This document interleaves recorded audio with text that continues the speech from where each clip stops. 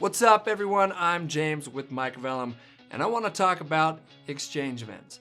Now, these are virtual collaboration events where members of the woodworking and Microvellum communities come together to discuss industry trends and software. These are opportunities for you to engage, learn, and inspire.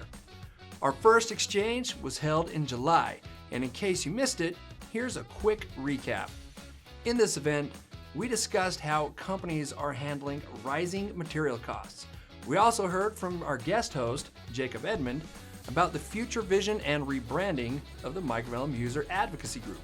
If you want to learn more about that, go to our community forums and ask how you can be a part of that vision.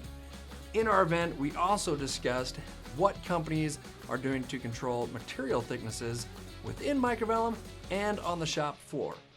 This first event had a lot of positive feedback from users and non-users, as well as company owners, managers, drafters, and engineers.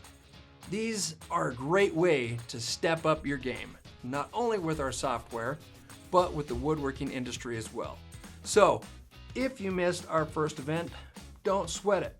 These are monthly events rotating between North American, Australian, and UK time zones. So you can always catch the next one.